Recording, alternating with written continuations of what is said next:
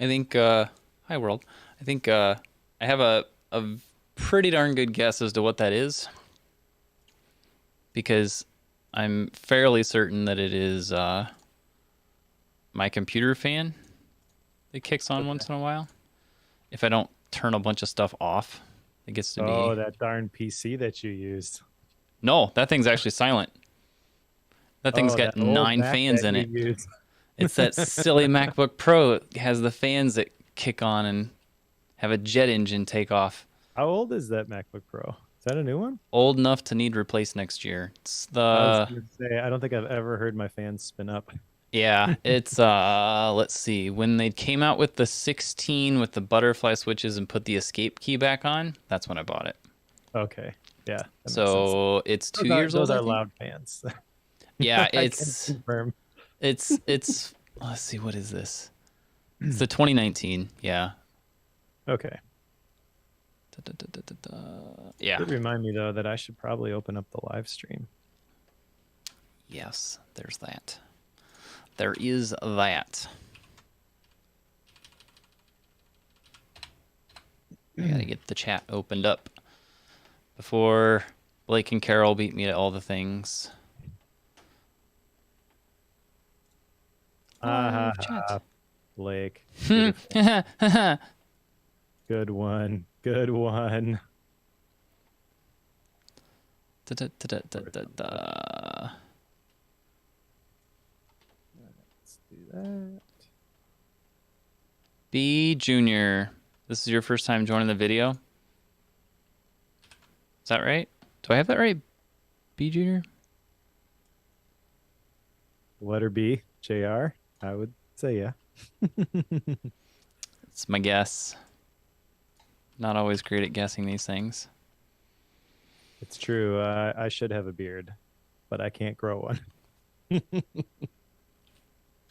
My beard was like a surprise for a lot of people. Side note, we're both blue today. I had a, what was it? I decided to grow my beard out like 3 days before a Sunday. And I was mostly working at home at the time. So I didn't really see people in my life at that time. And I You decided like three were days before in church. introvert's paradise. I know, right? And so I started letting my beard grow 3 days before that Sunday. And it was just scruffy enough that it could pass for like 5 o'clock shadow for people who grow beards in a day. And it wasn't enough that people would comment on it. But then I let it go like the rest of that week. And then the next Sunday, I was like this. Like it was darn close to this. And people, whoa, Joe, that's you. I when did you grow a beard? It's like this week. You're a Like, burly woodsman. yep. Yep. Makes perfect sense. Hairy man. All right. That. I'm running the checklist here to make sure I didn't miss something. Oh yeah, I got a tweet. Tweet. Do it. Tweeting is on Twitter, in case you didn't know that. Oh, thanks.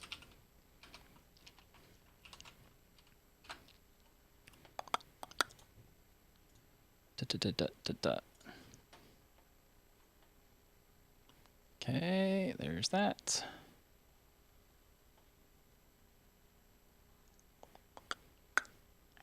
If you want to grow a beard in the British Navy, you get permission, and then they vote after a month if you get to keep Okay. it. Interesting.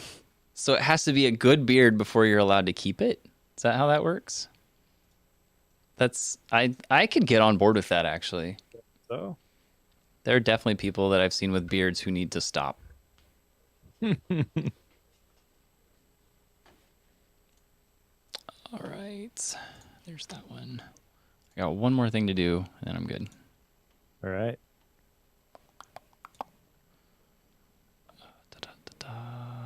Where did you go? There.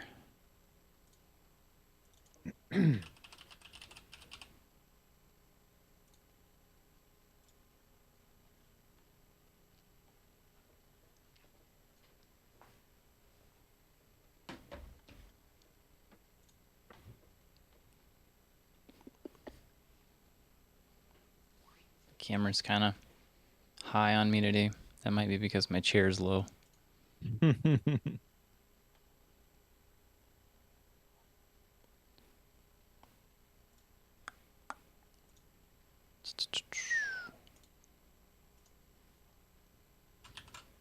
Almost there. Okie dokie. New phones or watches? Are you? I've got an iPhone 11, so probably. Okay. Totally fair.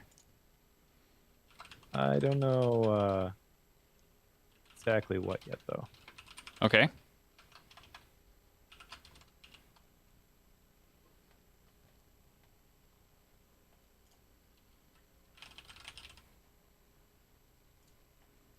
Where should we send this? Twitter, Reddit, Tumblr, and Mastodon? Sure. Go. Got it. Okay. I do like the look of that Ultra watch, but there's no way I'm buying that.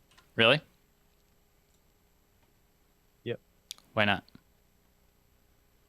Because it's $800 and I don't do any deep sea diving.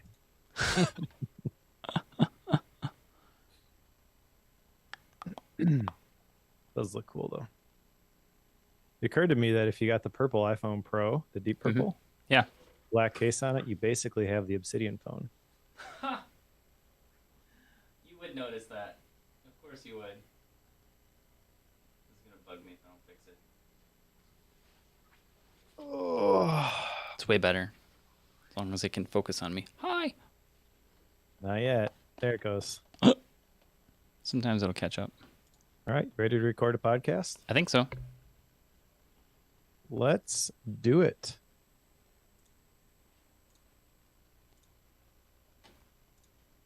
Does Mike still use his remarkable tablet? Yes, he does. How long am I letting my beard grow? I trim it like every week currently. So this is actually longer. It needs trimmed. Though I've debated letting it grow out long this winter, and my wife is not thrilled about that. I can see that. Yeah, I think I'm good, Mike.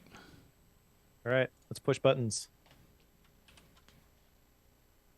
3, 2, 1.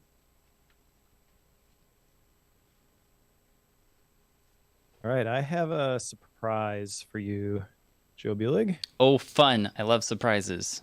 You're going to find out about this the exact moment everybody else does in the chat. There you go. Click that link. Oh, Let me know boy. what you see. Oh, boy. I like the link. Starting point. Come on, Pooter. Oh, this is a problem. Why do you do these things to me? Okay. What? Just tell the world what you see. So Mike made an iPhone phone case for your iPhone that has none other than the Bookworm logo on the back of it. Yes. So this isn't just iPhones, by the way. The Cotton Bureau allows you to take one of your current designs and turn it into an iPhone case. It's like a new product that they've launched. And so I got the email about it. I was curious about it, went through the process, and had to change a few things, but basically it didn't take a whole lot of time. And there are cases for the iPhone 13 line, the iPhone 12 line. I'm assuming the iPhone 14 line will be coming shortly. And then the Galaxy S22. Those are the ones that I see at the top of my screen. And there are even different case types. So there's a tough MagSafe, a tough matte MagSafe, tough matte, slim matte. And then I don't think we have a clear option. And then you could choose a couple different colors. So I picked a couple that look good. And yeah, if you want to show your support for the internet's largest and best book club. You didn't put the asterisks on it this time. I didn't, because I feel we would be if Ali Abdal had gotten the right link at the beginning. It's true. It's true. This is pretty slick. Yeah, I don't have one of these yet. They don't support the iPhone 11, which I currently have. When I get a new phone, probably shortly, I will probably get one of these cases for it. I don't know if it's gonna be my everyday one because I have no idea what these are actually like. I've never bought a Right. Cotton Bureau phone case before, but they look pretty decent, and they're not that expensive. The MagSafe version, I've just opened up the page. I'm not sure what price it says there. It might be taking out like the discount because I'm the creator or whatever, but $28. For which one? Because I'm not logged in or anything here. Okay, well, yeah, just what's the default price on that first one that you see? So the Tough MagSafe for this is iPhone 13 Pro. Okay. That's $40. The Tough Matte MagSafe is 40. Tough and Tough Matte are both 37. Slim Okay, and yeah, so there must be like a creator discount built in there, but yeah. the bottom line is like $40 is for if there really is a Tough MagSafe case, which it sounds like it is. Yeah. Rich color polycarbonate shell with TPU liner. I don't know what a TPU liner is, but it sounds impressive, and it has magnets in it. So Pretty cool. there you go. So here's a fun fact. Did you know that I run a naked iPhone? I did see that when we visited you not too long ago. I have the 13 Pro. I upgraded last year, and at one point I talked about putting like a screen protector on it or putting a case on it of some sort. Then I forgot, and I never did it, and I've still not done anything about it, and I still have no scratches, no dings, nothing. Like I'm pretty sure this, outside of like needing a clean, it's not too far off of just what it looked like when it came out of the box. Sure. That's how I roll. I don't know how, given how much construction and stuff that I do. I don't know how that works. Yeah, I was gonna say. Don't Well, know. you are a fortunate soul, Joe Bulig, to have preserved the mint state of your iPhone. Everyone else who's a mere mortal like me buy a case for it, whether it's a Bookworm case or not. Oh, I don't know that I would say yes. I think I'm just lucky. I think that's all it comes down to. Yep, yep. I'll save you some heartache. Okay. Get a case for your phone. Okay. The larger point we glossed over, though, was that I noticed that you didn't have a case when we visited you. Yep. So we got to hang out in person. We got to record a podcast in person, but it wasn't Bookworm. It was not. So we recorded an episode of The Intentional Family titled Meet the Buligs. So Joe and his wife Becky were a guest on The Intentional Family podcast. I ran all the tech stuff. Rachel did the interview, but it published earlier this week as we record. So if you want to go listen to it, you can and you should, because there's some great stuff in there about how the Buligs are intentional in shaping and creating the type of family that they want to have. And I've told you this already, but there were several things that you did and said while we were with you that have got the wheels turning for my wife and I. I will say, like, for those who listen to Bookworm, like it's kind of a fun sneak peek behind the scenes, I guess, of what you hear on Bookworm, I guess, because obviously my wife Becky was involved with that. She's actually the main speaker in that, I would say. So you get her perspective, which is unique, but at the same time, like it's definitely a different style, and it's definitely a different aspect of some of the same things we talk about here on Bookworm. But yeah, if you want to see like the intentionality that comes into even like purchasing a property and a house, I think we talked about that quite a bit. Like, why did we do that, and why do we have it set up the way that we do, and why do we eat every meal outside, and why is this weird and yet fun? So it's kind of a cool deal. So yeah, go check it out. All right. So there'll be a link in the show notes, also a link in the chat for people who want to check that out. But thank you for doing that. That was really cool. And I know Rachel really enjoyed it. I was stressed out the whole time because I thought my microphone cable was dying. But it turned out pretty good. I will say I've thrown 2 XLR cables in my backpack since we had that recording. All right. So to follow up, did you figure out which mind map app you're going to use? Yeah, I'm kind of torn in the middle of 2 different ones, because what I quickly learned, Mike, so I've been doing some mind maps. I kind of covers my second action item here. One was to figure out an app. The second was to create a few of these, and I did that. I did probably half of them on a computer and maybe half of them on pen and paper, as you would expect, right? And I found that there are often times when I'm creating a mind map that definitely has a short time span. Do you do this where, like, I know that I've got to put together, take this Sunday, for example, I got a big outdoor event again, and I've got to collect a whole bunch of different aspects of that. And instead of me doing that on a digital app, I did it on pen and paper because I know it was short term. It didn't have to be a long term thing. And once it's done, I'm just converting it to an outline and holding on to that for next year or the next one. And that's as far as it goes. So, or I'm not converting that. I'm taking a picture of that one and putting it into, in this case, Obsidian. So, like, I've found that I've got these short-term things, but then there's also some longer-term, like, ongoing maps that's more like article ideas. Like, that sort of thing seems to be better suited for digital. Do you find that? Is there a breakdown between those two things? Am I just weird? So answering from the creator of the mind map, Tony Buzan's perspective, I would say there is not a difference. Answering from the Mike Schmidt's practical perspective, there is absolutely a difference. The Yeah. value of the digital mind maps is that you can touch your nodes and you can move them around and and the information reorganizes live in front of you. And then you add things like the focus feature and like the ability to hide everything except the certain stuff. So you can kind of get different perspectives and different levels in looking at your information. If you're just trying to make essentially a checklist of things that you're going to reuse, I feel like that doesn't really matter. That could totally happen on an analog mind map. But Blake, jeez. I know.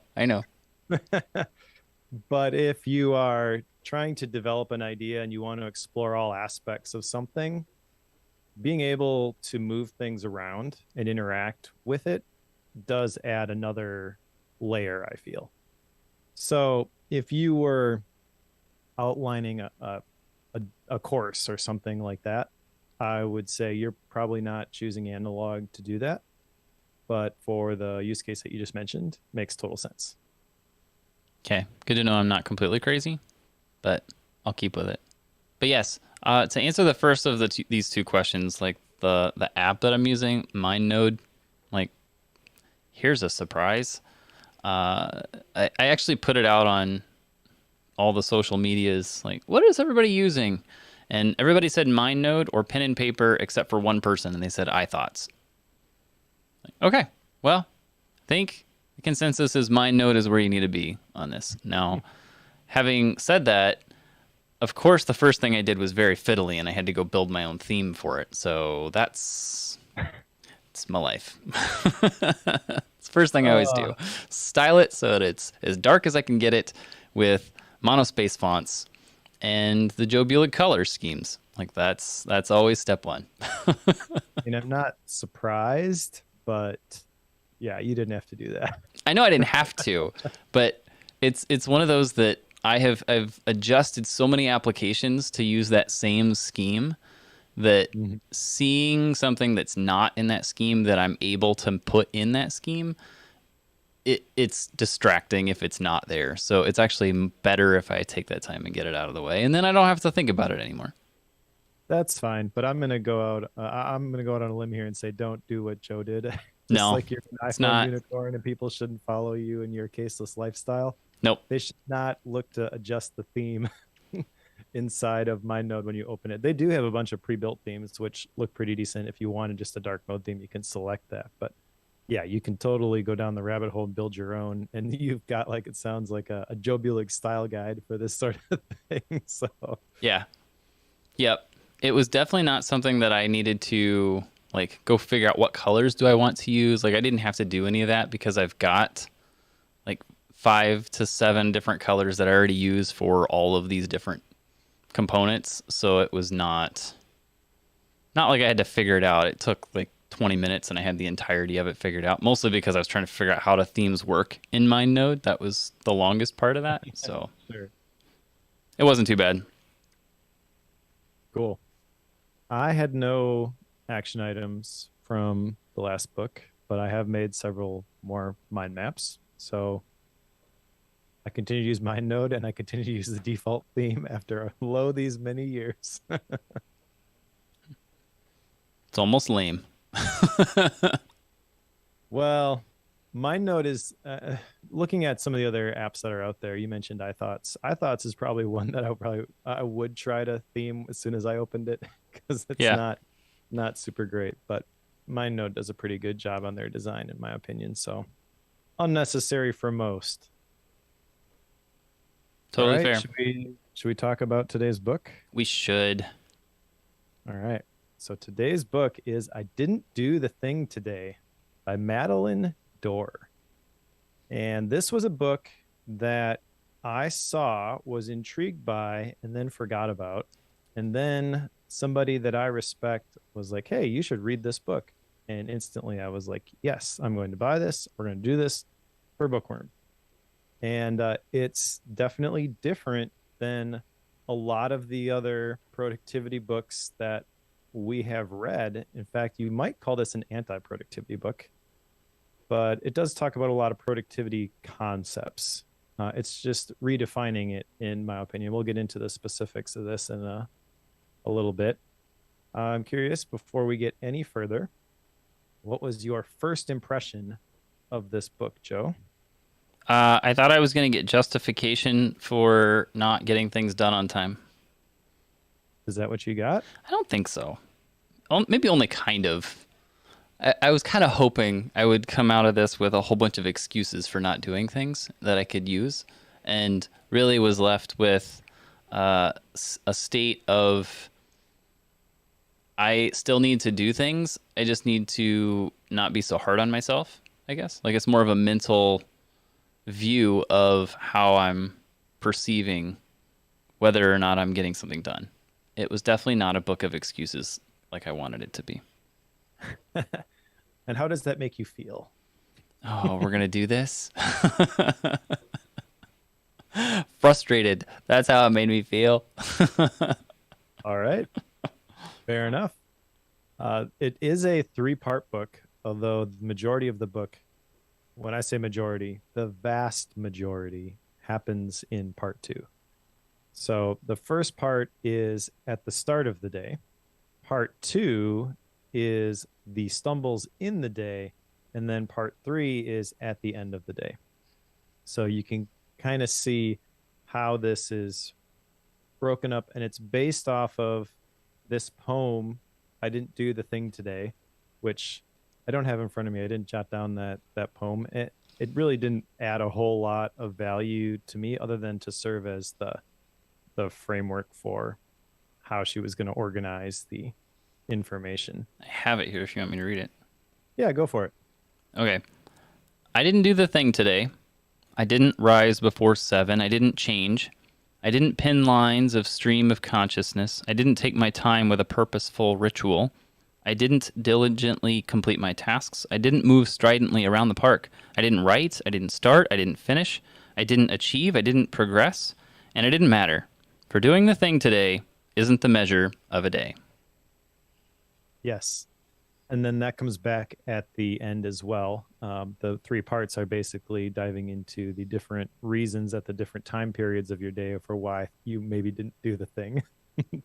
And then all of the individual chapters kind of talk about a specific reason why you might not do the thing. And it's not just an enabling book like Joe was hoping for, where it's okay, but it talks about the root causes and maybe what you can do about it. It is not, I would say, prescriptive. It is definitely not a systems book, and it is not just saying, "Oh, everything is fine." It does inspire you to make change, but it does so in the tone is very stop beating yourself up about this so much, and just look for something that will help make a positive change. I feel like this book is very much in line with the tone of that I would like to take in recent history for like what productivity is. And I feel like that is different than the beginning of my productivity journey, which based off of GTD was simply how do I get more things done? What I've learned over the years is that the reward for getting more things done is you get more work to do. And so that's where you have to learn to say no, and you have to focus, and you have to maintain margin, and all the other things that we've talked about in all the other books that we've read. But if I was going to pick one that was kind of closest to this approach, it would probably be one that pops up several times in this book itself, and that would be The 4,000 Weeks by Oliver Burkeman, because that again is like a very anti productivity in terms of like the standard message. It feels very contrarian, I guess. And so this is again breathing fresh air into this space, and hopefully making people feel a little less bad about not achieving the perfect ideal that they tend to hold themselves up to. Or is that just me? Yeah, I don't hold myself up to any ideals whatsoever. None. Have no expectations of myself. I'm perfectly capable of being comfortable with the amount of work I get done in a day. Yep. 100%. If you believe that, a hint of sarcasm in your voice, yep, Joe. have some things I need to sell you if you believe that. So there's that. I think, there's you made the comment about the more things you get done, the more you are handed. And that was definitely true when I worked in corporate, because it seemed like the more things I could automate, the more things they gave me to automate. That's actually kind of my beginning in the scripting world. It's like I was being given so much work to do that I found that it was easier to write scripts to do it for me. So despite the fact that my job was to be a data analyst, writing scripts was actually the real job, just to do that for me, because I didn't have the time to do the number of reports that they wanted me to do. And it just snowballed out of control from there. And I eventually left. So you see how that turned out. But I think you're absolutely right. The more focus we have on accomplishing more, like that's a forever growing snowball that eventually burns out and smashes into a wall at the bottom of the hill. Like it just does not go well. Correct. I'm curious, since you basically said that this is an issue for you too, what was the traditional way that you would try to reconcile this? How did you make peace with the fact that you weren't able to do all the things that you did? In corporate? Well, just you Or can recently? use it as a starting point, but I think that it is more general than that. As long as you have capacity and you don't have a filter, you will exceed your capacity. Yeah. Yep. Whatever arena that applies to, fill in the blank for yourself. Yeah, I guess, when I would try to reconcile that in previous days, it was more that I didn't. It was more just I'm overwhelmed and burnout and just living in that state. That's ultimately what I landed on. And everybody else was in that same state, so it didn't really matter. Like there was no real excuse. I don't know. Like I know I've had a period, maybe a year or so ago, when I felt like I had a pretty good balance between the amount of stuff I had going on and the amount of work I was able to get done, always thinking I could do more, but not actually getting it done. So it kind of worked out. But I would say that in the last probably 6 to 9 months, that's been slowly changing. Like the workload that's being put on me has grown significantly. And I don't really have any control over that other than how I handle that and delegate it and automate it and such. So this is a timely book for me. So I don't think I could tell you that right now this is how I handle this, because I don't think I handle it well currently. I just feel overwhelmed. So I don't think I have a clean, like, I'm really good at saying no. Well, I say no to a lot of things, but not enough. So I don't think I have a clean mental state on it. Yeah, that's fair. And I don't think that is unique. I think that is the standard approach is you just keep going until you just can't do it anymore. And then you burn out for a while. Right. Right. This Um, is, and you know, I don't think we talked about this when we were talking for the Intentional Family podcast, but some of what I do around what we call Acorn Ridge, our home, it's very similar to like it's runoffs and derivatives from what I did growing up on the farm. And the problem for me in that is that it can like I can fall into these patterns where things need to be done and it doesn't matter how I feel, it has to be done. It doesn't matter if that means 4 a.m. It doesn't matter if that means midnight. It doesn't matter how I feel and what my health is. Doesn't matter. Like that's some of the mentality now that doesn't hold true 100% of the time in farm life, but the times that I remember that had the biggest impression on me, that's the part that comes out. So my tendency is to run nonstop 100 miles an hour until it's done. And I know that's not healthy long term. Dealt with the consequences of that a few times, but I know that that's something I've kind of leaned into here recently. So again, I said this is timely. sure. And I recognize that same behavior in myself, which is why I have built into my personal retreat framework that I force myself to stop doing one thing Yeah. every quarter. That's kind of my fail safe, my release valve, if you will, because if I don't do that, I can pretty much guarantee you over the next 90 days, I'm going to hit the wall. Yeah. But this is a more practical book on how to release that pressure a lot of different ways. And I feel like it took me a really long time and a lot of trial and error to get to the point where I created that system. And I was like, this actually works for me. And you don't have to do a personal retreat every 90 days in order to make that work. Let's get into the meat of this book, though. So the first part is at the start of the day, and there's two chapters here. Chapter 1 is the narrowing of productivity. Chapter 2 is the expansion of creativity. I love these two ideas here. And with productivity in general, I think the focus is on doing. That's kind of her tone with this whole chapter. We're obsessed with doing. I'm not sure that's exactly how I would choose to define productivity, but I don't think that's a wrong approach either. I feel like there's a lot of different ways you could define it, but what was the? I'm trying to find. There's a spot here where she talked about like the root word behind. Yeah, here we go. The root meaning of the word productivity is to lead something forward. So if you think about that, like, and she kind of explains this, if you think about that, you're always kind of leaning forward, always trying to move into the next thing. And there's never, just by that definition, there's not a point at which you stop and celebrate, and there's also not a point at which you stop and plan ahead for the next thing because you're already leaning into it. If you're following this definition, I think there's probably 4 million different definitions of productivity on the internet right now. So take your pick. But given this particular one, like there's not really a point at which you can ever recover and get your footing if you're always leaning forward into the next thing. If you use that definition, like this is pretty telling as to what we do to ourselves. And Mm-hmm. it does lend itself to like, okay, well that means that I need to like pause and let myself regain balance. But what does that mean? Is that a mental state? Is that physically stopping? There's a whole bunch of different ways that could manifest itself, which I think partially is what we talk about throughout the rest of the book. Yes, agreed.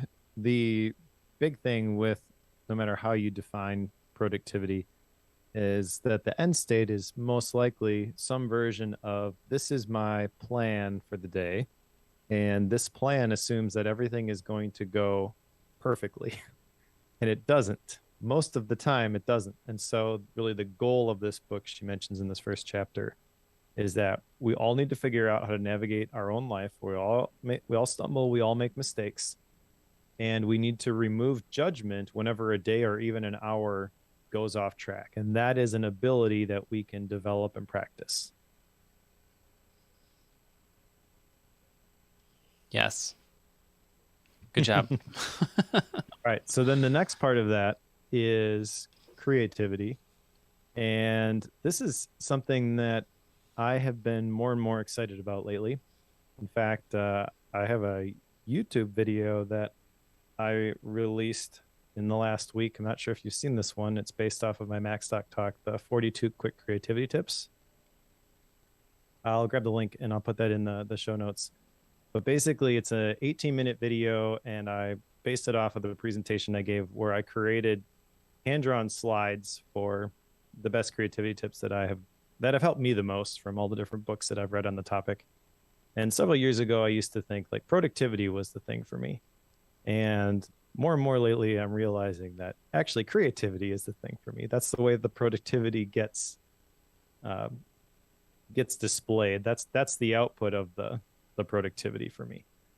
And I like the yin and the yang here that she's got with productivity versus creativity, because creativity, the approach that you would take towards productivity is not the same one you can take towards creativity. Now, I do argue that creativity is a formula, and I do believe that, but you can't approach it the same way. Like, I'm just going to check off this thing and move down the list, right? It doesn't work on command like that, which is actually going to get into the next book that I've picked here. A little bit of foreshadowing there. See if you can figure it out by the time we get there, because it's not in the outline version that you have. So, but I think this is interesting. This whole concept of life being art and living creatively does not mean living sequentially. And if you're going to embrace life as art and embrace creativity, you kind of have to find those moments of inspiration and ride them rather than just move on to the next thing all the time. Yeah, this is maybe a little bit of a sigh of relief here. Like we've talked about productivity. Productivity has been a thing that you and I have had our hands and fingers in for years now, and no matter how long we've been in it, it doesn't seem to be the main point. Like we would like it to be. Like I would love for it to be something that like I get lots of stuff done every day. Like, and here's how I do it.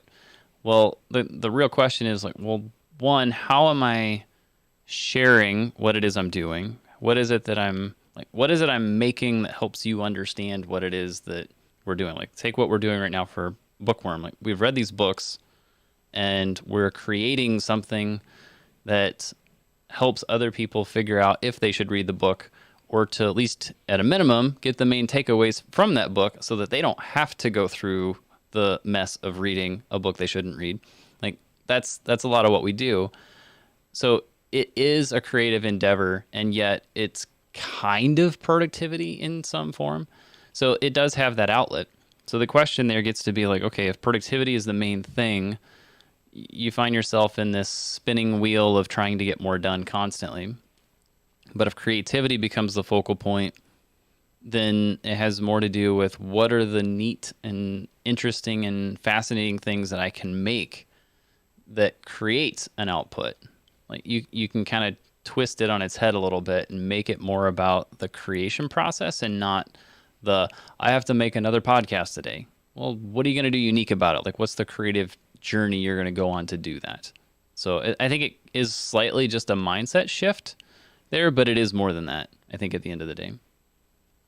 I think it's easy to classify productivity as the things that you have to do and creativity as like the things that you want to do. Yeah, yeah. And based on her format of these two terms in this book, this is actually a good segue. So let's go into the next section here, because in chapter 3, The Hopeless Search for the Ideal Routine, she talks about how creativity doesn't follow a perfectly consistent schedule. However, that is what we try to do a lot of times, is follow a perfectly consistent schedule. When it comes to routines, however, this was an interesting point, I thought. They are actually very fragile because we tend to create these complex routines with a whole bunch of things. And then when one thing doesn't work, it causes the whole house of cards to collapse. And we set ourselves up for failure with this rigid idea of how these routines should actually work. Have you experienced this? Let's have a little chat about time blocking. Okay.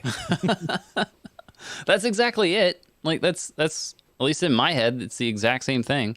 Like let me build this preconceived notion of a routine on how it's going to go today and what's going to happen tomorrow, but it doesn't take much to derail the whole thing. How many times has Joe done this experiment of I'm going to try time blocking and it falls apart? Like here you go. This is why I think. So I don't think that having a routine is a bad thing, but I know that many people need a little bit of diversity in how a day goes so that they can stay interested in it. Otherwise, it's boring. So I get that. And I've never really thought of myself as that type of person. I've always thought of myself as like, I've got my set routines, but within a very small construct, is that true? Like I have my set of things I do before I go to work in the morning. A lot of that has to do with making sure animals are fed and taken care of right now. Like that's Joe's life right now. But I also know that when I get to work, there's quite a bit of flexibility and that's intentional. And it kind of needs to stay that way because I have so many things that could break unknowingly. Like if the Wi-Fi is down for whatever reason, hey, guess what? It doesn't matter what I set up that morning. That's getting thrown out the window. It has to be set aside. So yes, routines are fragile. Don't time block.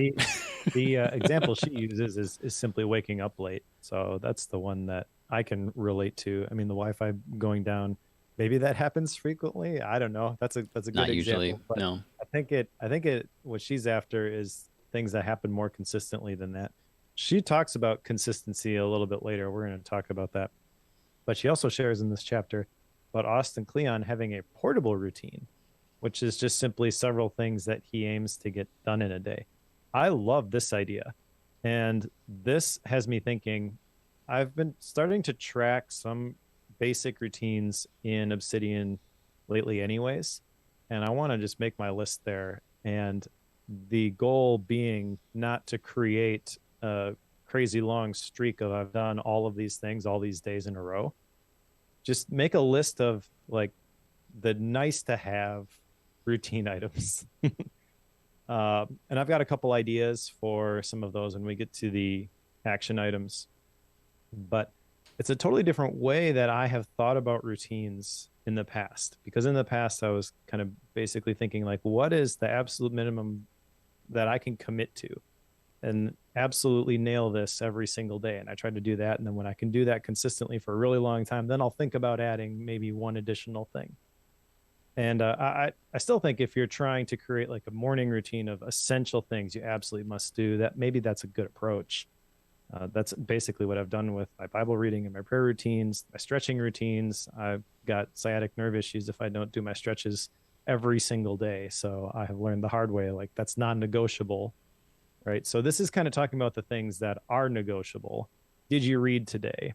Did I practice Spanish? So that's another maybe bad example because I've got that consistently locked in. So I don't know. I'm just trying to pick things that everybody might use. Expressing gratitude is not something that I do every day, right? So I want to make sure that I start tracking that sort of stuff. And just simple, like check the boxes at the end of the day, kind of Austin Kleon style. And I can say, I got 6 out of 8. That's pretty good. And I can feel good about that. But even if I only got 2 out of 8, the approach is kind of like, well, at least I did those 2, as opposed to I had 8 things on my list. And when I woke up late, that basically meant I was never going to get all 8 done. So it was a failure right from the beginning. That's what she's pushing back against. Yeah, this is more around like you've got a list of things that would be great to do today. If you got them all done, that's amazing. But you have to like choose the ones that are most essential, important, effective, whatever like buzzword you want to use for it. Like you need to choose those and work towards them, but it's all about the mindset you have when you're done, I would say. Like this is my downfall. Is like I see that list of 8 things that you talked about and I've got 7 of them done, but it was a failure because I didn't get number 8. Like that's kind of my thinking on most days, but that's not true Like I still got 7 done. So I Hmm. needed, I think that's, and that's maybe why I've been talking about this mental state. Like that's all in your perspective on how you view that and choosing to say that, hey, that was a success because I got 7 out of 8 instead of saying it was a complete failure because I only got 7 out of 8. That it's purely how you see it.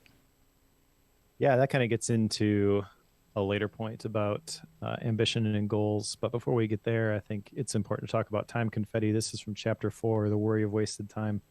Time confetti are the minutes that are spent on seemingly insignificant actions and how those add up to a multicolored mound of wasted time.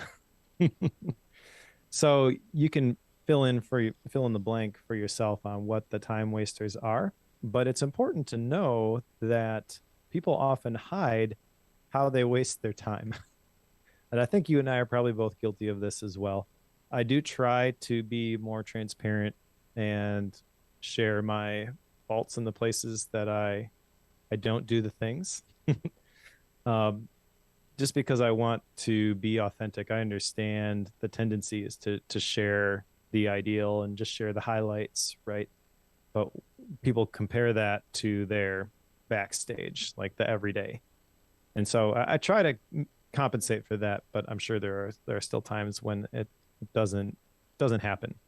So couple that with the idea of being a time optimist. These are people who overcrowd their schedules because they try to slot all the things in because they assume everything is going to go exactly according to plan, which is kind of getting back to the original discussion we had about your time blocking and how it just like block part of it that you can control and just forget about the rest, because that's not lost time, but the minute that you have expectations for how that's going to go, you get upset that it's not meeting those expectations. So I feel like this chapter really is important about embracing well, there's a whole chapter about embracing limitations, but recognizing that the perfect ideal that you have in your head is not going to be achievable. Yeah, I think this concept of time confetti. I love the illustration here. It's like I got these little bits of time. They're all over the place. They're all different and they go everywhere. And I never really know where they're going to go and I never know what's going to like how much confetti is going to be in that cannon this time. Who knows? But the thing that I find that I tend to lose time on, and I've talked about this before, is in those transition times when I'm moving from one task to the other.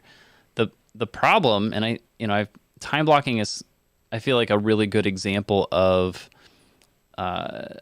so many of these things that have gone wrong for me because it's a very clean, calculated experiment because it's got a lot of math to it, right? Because of time. So I find that whenever I do a time block schedule, even if it's just for the morning, let's call it 8 to noon. Like, very simple 4 hours, 4 1 hour tasks, 8 30-minute tasks. Like you can break that up in however many different ways you want. The issue gets to be like if I have a task that's slotted for 30 minutes and it takes 25, I feel like I just gained 5 free minutes there. Mm-hmm.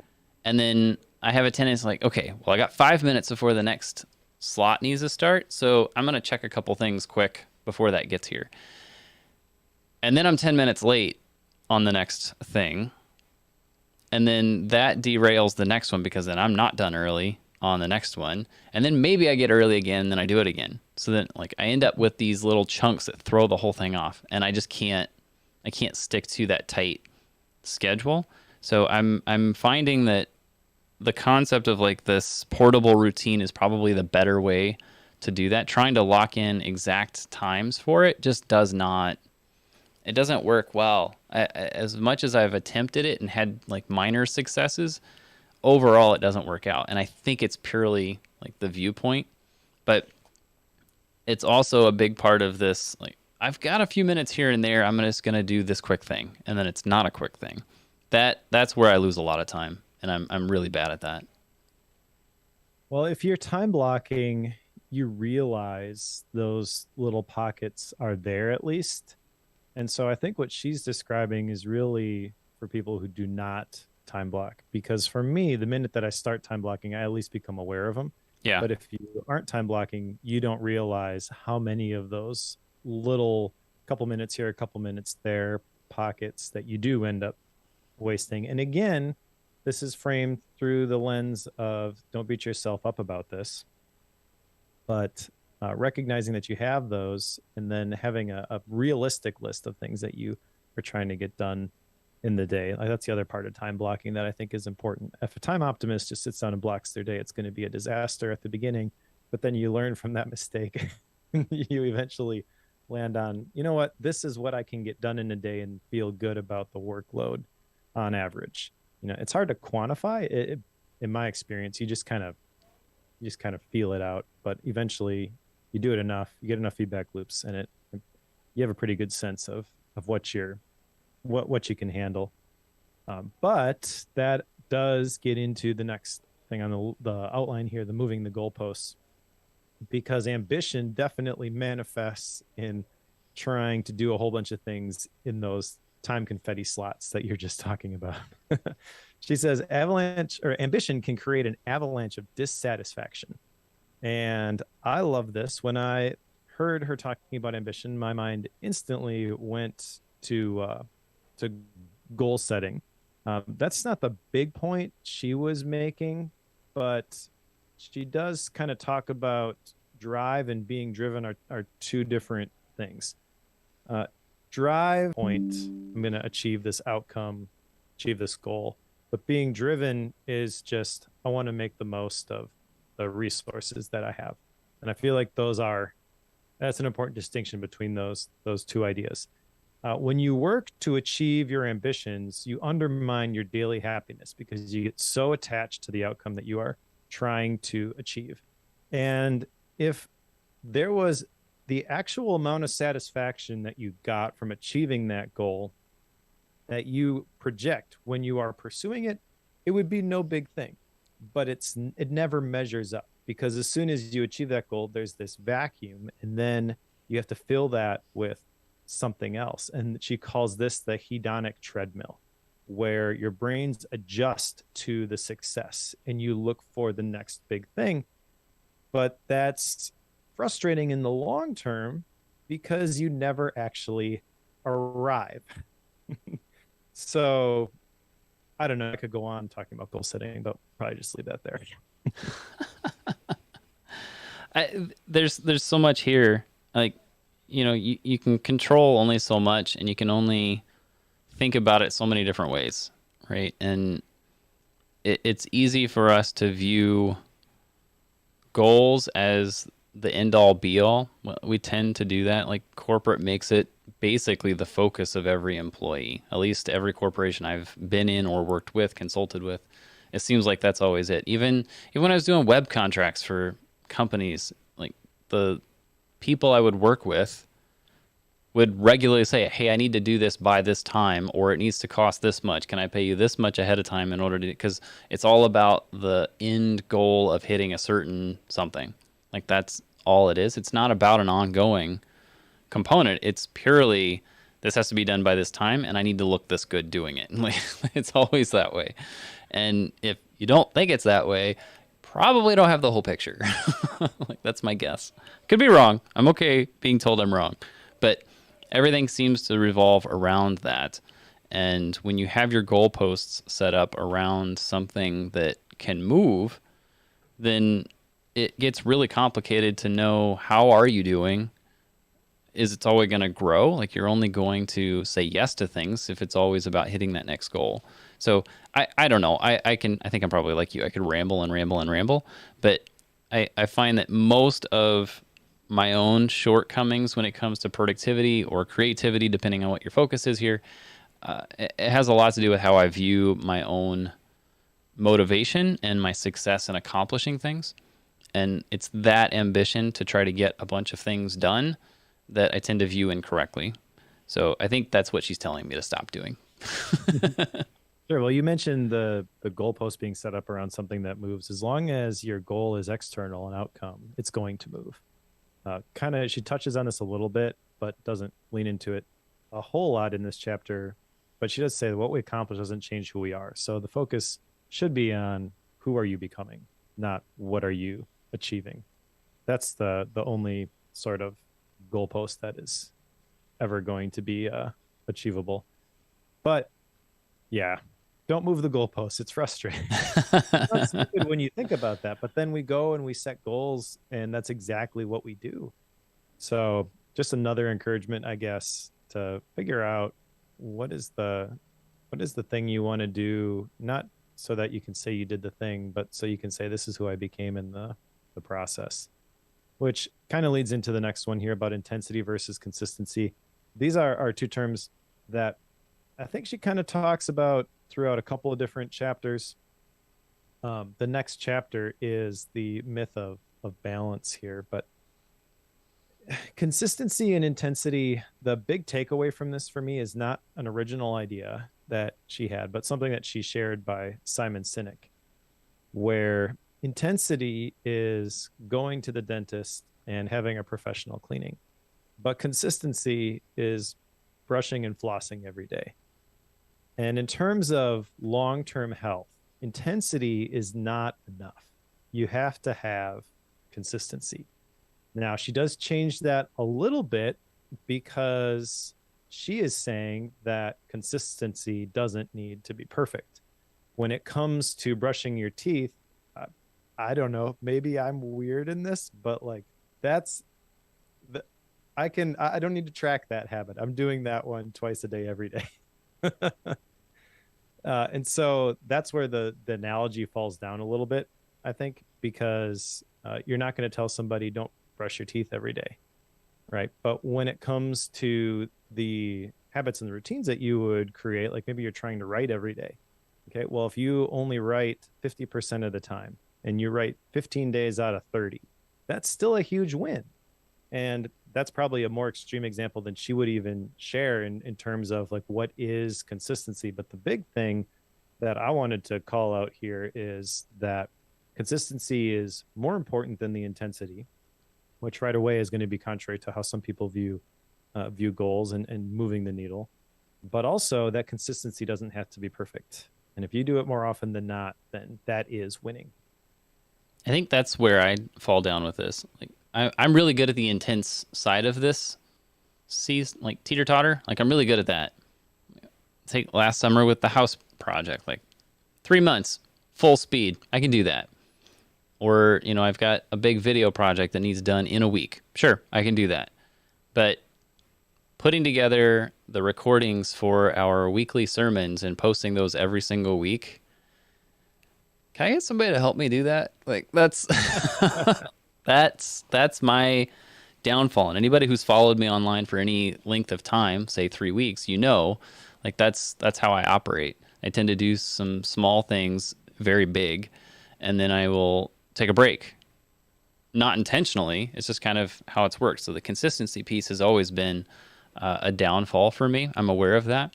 Thus, something like Bookworm works out because Mike is expecting me to show up every week, so it helps in that. Otherwise, it would probably get put off more often than it should, or die off completely. So thanks, Mike, for keeping Bookworm alive. You're welcome. But yeah, that's easily the balance that I struggle with. Easy. Like I wish that something like being consistently posting on things was something I was good at, but it never really has been. So I've done everything I could to make that easier, and that helps. But I still need to have some form of like an external motivator in order to hit that piece. So again, this has to do with the expectations, right? Like what you were saying, if you do 15 or 18 out of 30, like that's still a big win.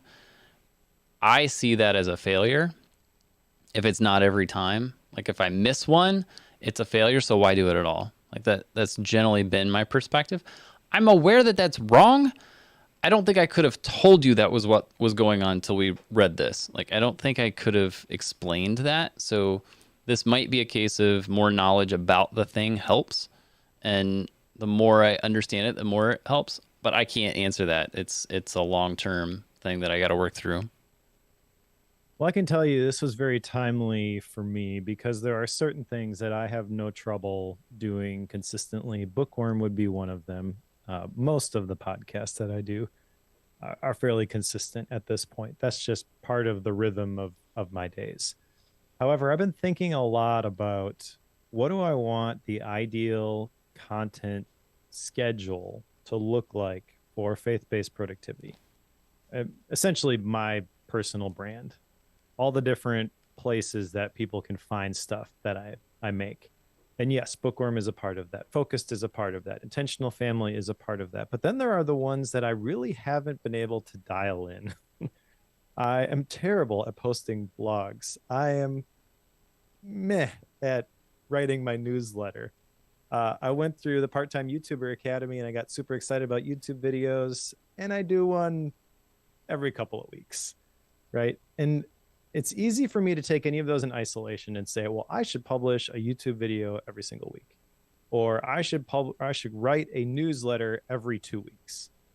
And this chapter helped me come to peace with the fact that I don't need to do that stuff as consistently as I pressure myself to. The 42 creativity tips video that I published, that one took significantly longer. And my approach to the newsletter, which is really like the beginning point of some of the ideas that I'm wrestling with, and then like the YouTube videos, I view that as like the expression of that after I've had a chance to talk through it on a podcast and kind of really have solidified my thoughts on it. I've kind of decided that I want to create high quality stuff, but I don't want to do it on a strict schedule. So the 42 creativity tips, I view that as like planting a flag in the ground. This is a piece of content that I want to be associated with me for a very long time. It's not, I've got to make a video this week, which is different than a lot of other YouTubers. And maybe that's the wrong approach, but also like decide what the right approach is for you. And I was very much beating myself up because stuff is happening at the day job and I didn't get to write the newsletter this week. And now I feel bad because I'm behind, and who cares? I'm still exercising the creative process, and maybe it's not happening quite as fast as I would like, but that's okay. I am fine just saying, if I get instead of releasing a YouTube video every week, if I get 2 out this month, that's good enough. At least I made 2 videos. Or instead of a newsletter every 2 weeks, it's 3 to 4 weeks. That's okay. Most of the time when that happens, it's because I've been thinking about an idea and I wasn't quite sure how I wanted to say it. So by the time I do get around to saying it, it's got a lot more meat on the bone. So I don't know. This has helped me a lot not to feel like I have to check the box every single time. And maybe that's just my personality, where I tend to be a perfectionist and I want to check all those boxes. But identify what are the things that are the non-negotiables, and then the other stuff by default is negotiable. Yeah, I'm with you on the whole perfect streak thing. Like I've been that way since I was little. If I couldn't do something perfect right away, I didn't want to do it at all. And I see that in my daughter. Like my oldest is exactly the same way. Like when she tries something and it doesn't work the way she thinks it should, or she wasn't good enough to do it right the first time, she's like, there's no point in doing this. Why does anyone ever do this? Because it's so hard. Like you tried it once. You tried to kick the soccer ball with a curve once and it didn't work. And it just means you need to practice. I tell my kids that, and yet if I'm not able to do something perfect the first time, I feel like there's no point in doing it. Like, but it's on a different scale, it's in a different arena, so obviously it's different. It can't, like, that lesson can't carry over because it's very different. This is an adult, not a kid. Of course this is different. No, it's the same. I regularly think that I didn't get all the newsletters out that I wanted to, so then I haven't done one in over a year. Like that happens. If I miss one, I'm more likely to miss a whole bunch coming up after that, just because the streak's now broken. So I am not good at this. Obviously, I feel like that's like a central theme that keeps coming up here. So I stink at it. Well, the reason you may stink at it is the next point on the outline, and that is comparison. So this is a really powerful chapter. It's a really big idea, and I don't know, there could probably be a whole book written about this specific topic. Probably is. The comparison, I recognize, is the source of the perfectionism a lot of times for me, because I compare, well, there's all these other people who are kind of doing sort of the same thing you're doing, but they're able to publish a newsletter every week. So you should be able to do that. And that is not a good idea. Yep. She says that comparison is comparing your behind the scenes with someone else's highlight reel. I really like that explanation. And yes, that applies to like the social media stuff, but really just if you take your favorite creator online, you have to recognize that this bias is going to be there. One of my action items is to at least recognize who are the people that I end up comparing myself to. I have a rough idea, a couple come to mind right away, but I want to make a list of this because if you can figure out what is the thing for you, that is what she calls your secret joy. And your secret joy is life-giving. But when you compare yourself to somebody else and what somebody else is doing, then all that joy is gone. You basically just give it away. And it's replaced with the productivity guilt and the pressure of creating on the schedule. She says, when we follow our secret joy, the urge to compare dissipates. So I think step one for me is recognizing who I compare myself to. Step two is something I'm kind of been noodling on even before reading this book, and that is, what do I want the mix to be? Because ultimately, what I want with all the stuff that I do online is to build a community, basically, of people who are trying to do the best with what they've got to work with. And there's a lot of different avenues for that. The podcasts are part of that. The YouTube is part of that. I've actually been messing around with Circle lately, and I have on my website, if you go to faithbased.com, yeah, there's a little chat bubble in the bottom that looks like one of those intercom bubbles. That actually takes you to a Circle community that I guess now I'm announcing that it is a thing. It really isn't a whole lot there yet. I'm kind of building it out first, but really I just want to create things that will hopefully help people who are struggling with this same sort of thing. Like, how do I make the most of the time, the talent, the energy, of the talents that I have been entrusted with? I want to be a good steward of everything that I've got to work with, and I want to make the biggest dent in the universe that I can. So finding other people who are going to help encourage me along the way and share what works, share what doesn't, not so that we can compare to each other, right? But we can hopefully just find something that resonates with us and do a little bit better with whatever sort of impact we want to have. How can we make, what sort of legacy do you want to leave? How can you do that even just a little bit better? If you can move the needle at in any form, then that is a win. And so that's kind of like the life theme. That's an idea I talk about in my course. Like, I want to help people answer the question, why am I here? By inspiring, encouraging, and teaching them to connect to their calling, discover their destiny, live the life they were created for. Well, how do I practically do that? The stuff that I'm doing online basically is what I've landed on.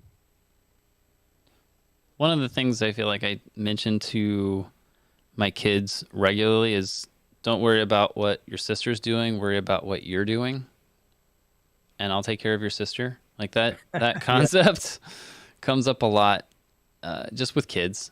It's like, take care of you. Don't worry about what she's doing. You can't change what she's doing. You can only react to what she's doing. I wish I took that to heart as much as I want my kids to take that to heart, because this is exactly what I think she's getting at, in that when we compare to other people, or we're paying so close of attention to what someone else is doing, we lose track of ourselves and what we're focused on and what we're growing in. And it's easy to become so absorbed in that other person's actions, or, as you've said, like the highlight reel that they're releasing. You become so focused on that you lose track of your own efforts, or you don't have efforts of your own in any way, in any form. And I know this is absolutely true for me. If we look at what we've been talking about, consistency and creativity, consistency in content creation and such, it's something that I know I would love to be great at, is being consistent on those things. I feel like this can kind of morph into that portable routine where you've got these things that you're trying to do each day, and you just release it when it's ready, or before it's ready, and get it out the door. But it doesn't have to be on such a strict routine. I know that all the algorithms want you to be on some routine, but unless this is like your full-time job, it's not going to be that vital.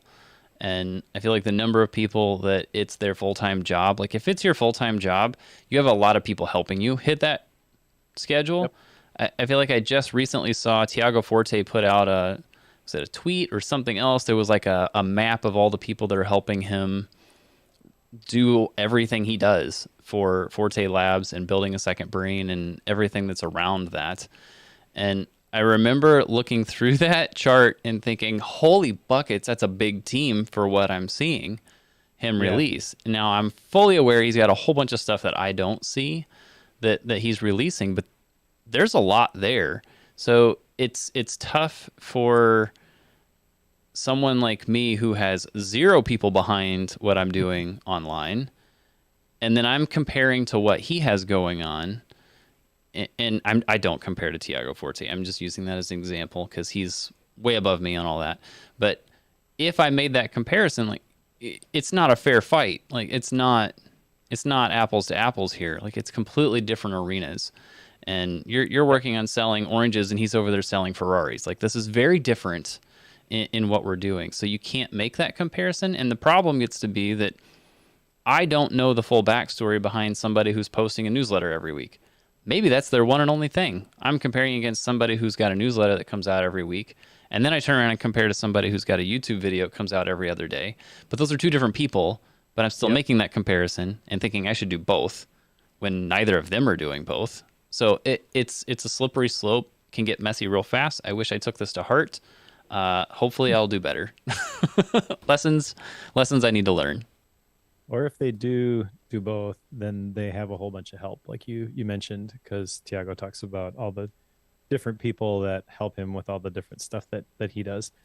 And he's a bit of a polarizing figure on Twitter because he makes claims like you can't be successful in YouTube unless you spend 25 grand a month or something like that. Sure. Yeah. And I don't think Ali Abdaal would agree with you. He's got a whole part-time YouTuber Academy is built on the premise that you don't need to have a whole bunch of expensive gear and a whole bunch of people in order to make this work. But you do have to figure out what is the thing for you. And Tiago has done a good job of defining this is what success on YouTube looks like for me, and these are the resources that I need in order to make it happen. And you can't just compare what you're doing with what he's doing. When he made that other tweet about how much it costs to run a YouTube channel, immediately it forced me to think about like, well, what's his goal and what's my goal? Right? My goal is not going to be the same as his goal in my video. I'm not flying anywhere with a production team and sitting down with somebody to do an interview like he is.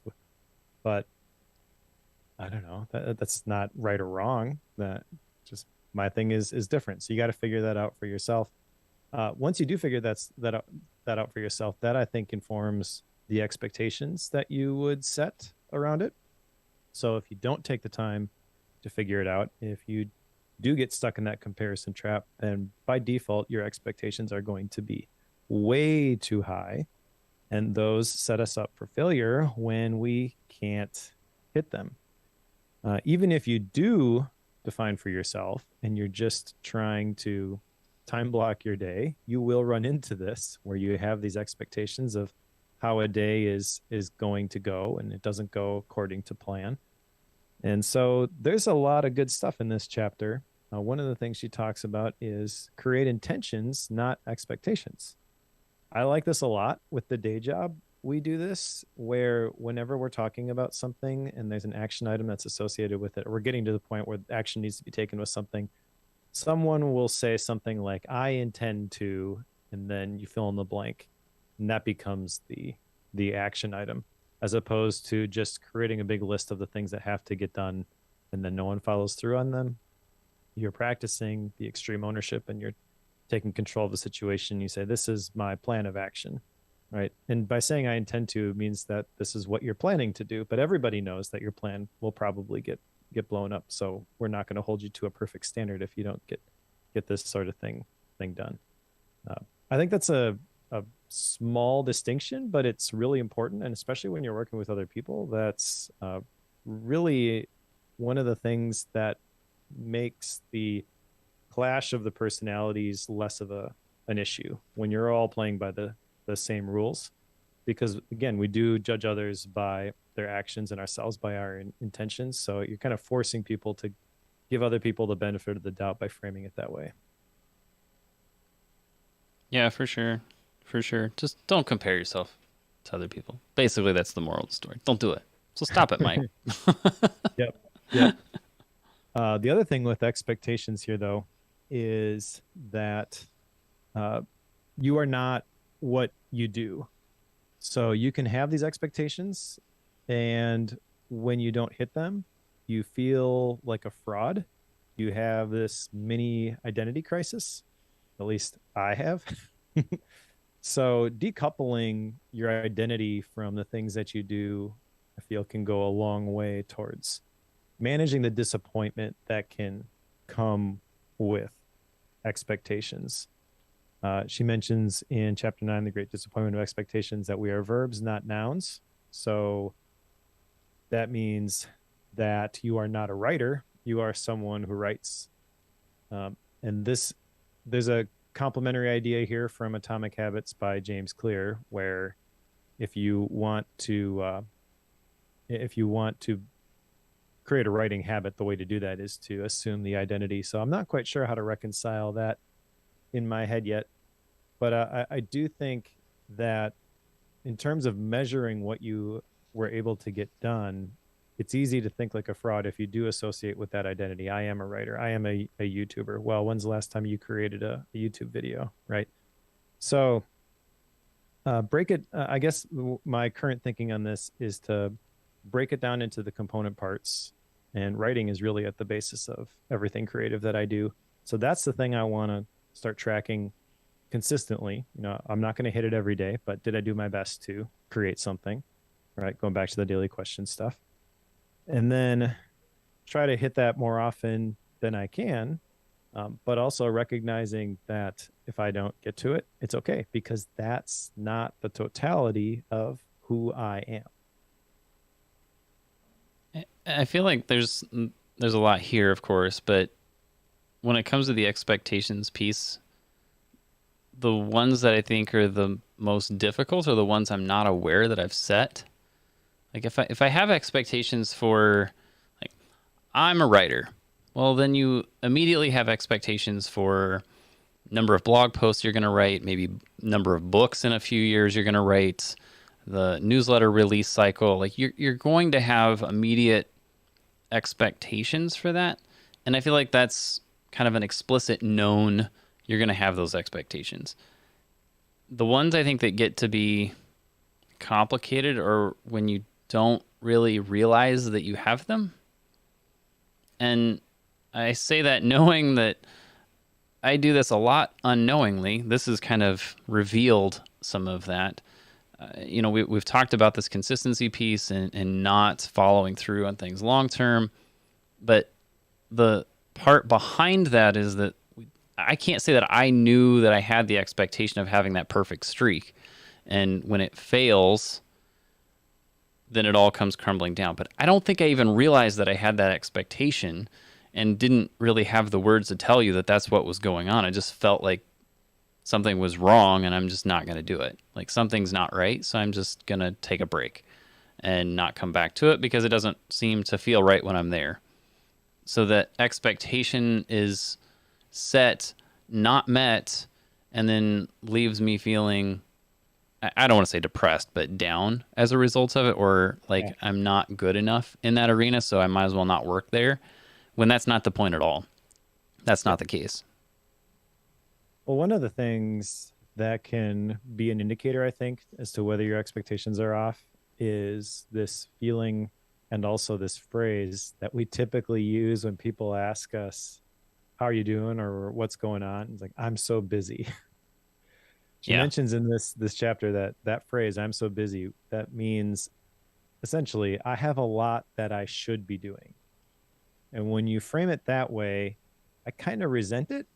Yeah. Like if I were to say I have a lot I should be doing, my immediate next thought is, well, who decided I should be doing these things? Probably not me, those jerks. Yeah. So immediately I'm looking for things to chop, and this kind of gets into the next point on the outline in the next chapter in the book. Chapter 10 is the trap of busyness, right? So busyness is, I would argue, the default for a lot of people, but it also saps our ability to be creative. So we are either busy, or the flip side of this for a lot of people is you feel like you're not doing enough because everybody else is busy. So what's wrong with me if I'm not busy? Am I not important? And one of the things she mentions is that we all have an area of our life which is our busyness of choice. So I think this is important to consider. I don't have an action item associated with this. I do have lots of action items because I kind of know what are the areas that I tend to get busy. Um, so figure that out, and then the fact that you need rest is not a moral failure. So that's on the other side of this. If you're not busy, you're getting the rest that you need. You don't feel that stress and that anxiety all the time, but you don't have to feel bad about that. She mentions that productivity often has less to do with the number of hours we squeeze out of the working day and more to do with our energy, focus, and attention. So it's really about managing those things. It's not about even being max output for 8 hours a day, a typical working day. And there's different areas that we need rest as well. So the 7 areas she mentioned: physical, mental, sensory, creative, emotional, social, and spiritual. I really like these because it forces you to think about, maybe I am getting rest in one area, but I'm not allowing myself to rest in another area. I realized when I was trying to hit all those deadlines with all the creative stuff, I wasn't getting enough creative rest, and so just going at my own pace and being okay with that. The other thing she talked about in here, which I think is a whole big discussion that we've probably talked about a little bit before, is that the pandemic forced us to take a break. It forced us to have rest in specific areas, not all areas, but it disrupted our whole idea of what is normal. Uh, it was a a big reset for a lot of people. People who felt like they didn't have the ability to say no to things, all of a sudden those things were automatically said no to, and the uh, the opportunity was to be selective about which things you put back into your calendar. And I think there's still some ability to do that. It's not too late, basically, is my encouragement here. But don't wait for a cultural event like that to force you to take a break.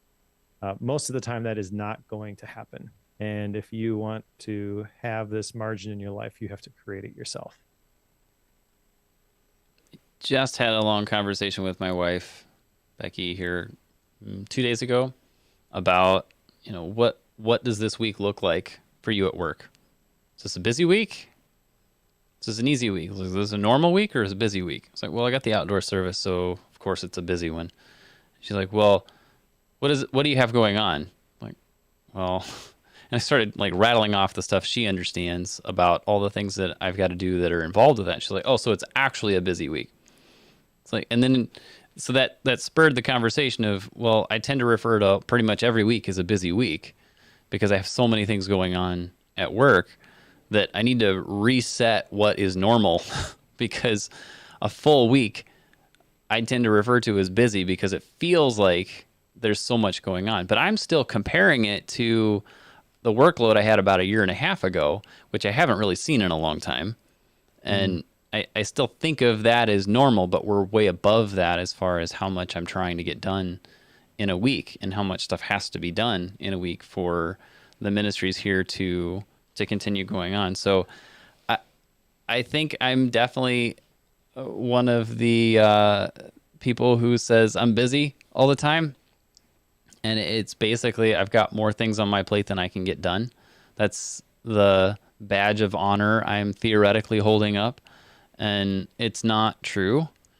And it's something that since that conversation, I've been actively working this week to figure out what is a normal accepted amount of work that we can be doing as a tech department here in a week, and how do we either automate, scale up, get help to accommodate the stuff outside that limit, so that we're not constantly saying, hey, we're busy. No, can't do that. Too busy.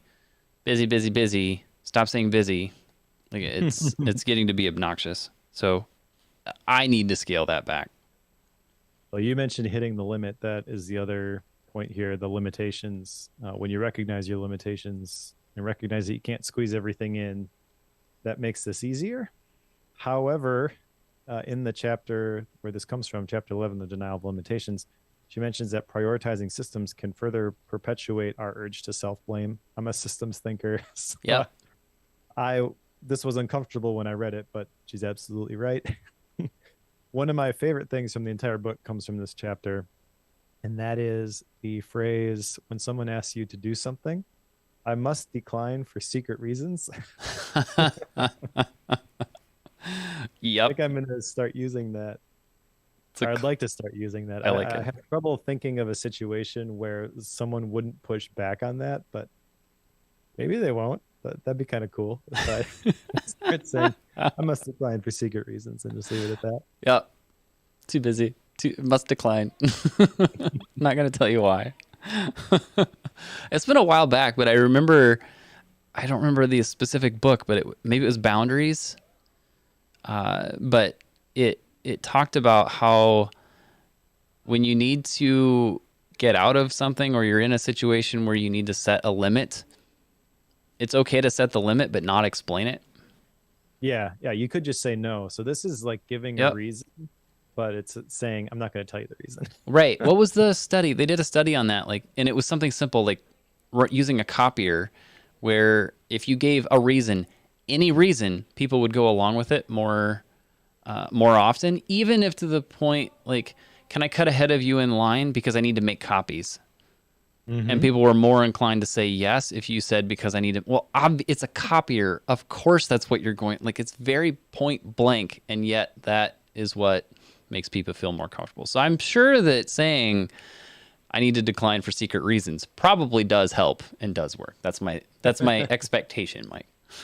Yeah, that's cool. The next chapter is the harsh rules of discipline, and just a couple things I wanted to talk about here real quick. There's a quote from Oscar Wilde, which I loved: without order, nothing can exist. Without chaos, nothing can evolve. So there is going to be chaos, and that's why discipline is important. There's this idea of delightful discipline, which is based on this curiosity for knowledge, commitment to the practice without the rigid obedience to, I just have to do this thing, which kind of changes it from a negative thing where I have to do it to something fun where I get to do it. And she talks about eat that frog not always being the right approach. That reminded me of the atomic essay by Jesse J. Anderson, host of the ADHD Nerds podcast. So I'll put a link to that in the show notes. But his essay, which is where I first became aware of him, was eat the ice cream, not the frog. She has a different thing that you're supposed to eat. I forget what it was. Some sort of like cottage cheese or something. And I was like, no, it's disgusting. But point taken. Yeah. Yeah, I don't remember what it was. I was trying to find it, but I can't place what it was. It was not a frog. It was not ice cream. I don't know what it was. Yeah, it's really insignificant. It doesn't really matter, but I thought it was a strange choice for what she used there. But anyways, and then the last thing from this whole section that I wanted to call out was the push and pull of distraction. This isn't even an original idea, but she mentioned something from Sherry Turkle. I don't recall this from the book that we read by Sherry Turkle, but she mentions it from the TED Talk.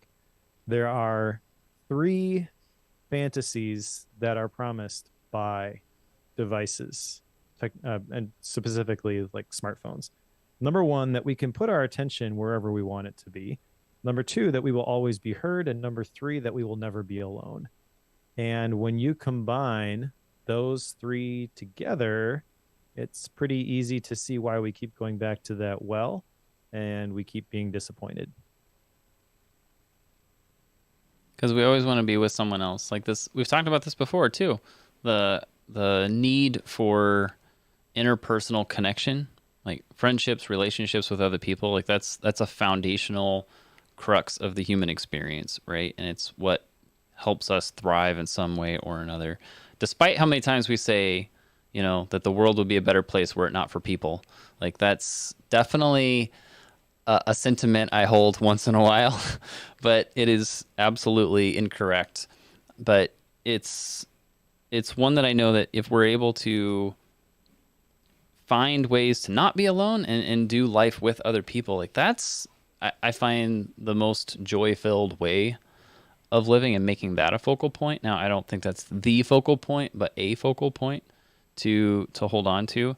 So anytime we've got distractions that pull us away from that, whether it's a phone, a computer, YouTube video, or something else, which could be, something in the physical realm like woodworking, like that could be a distraction too. I feel like that's rare though, but that can also be a detriment.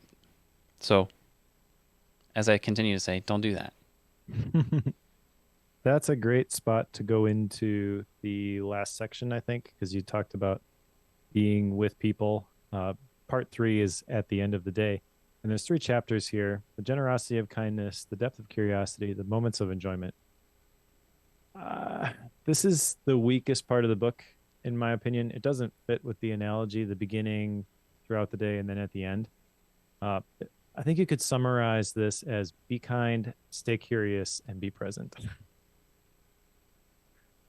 Yeah, that's probably the way to do it.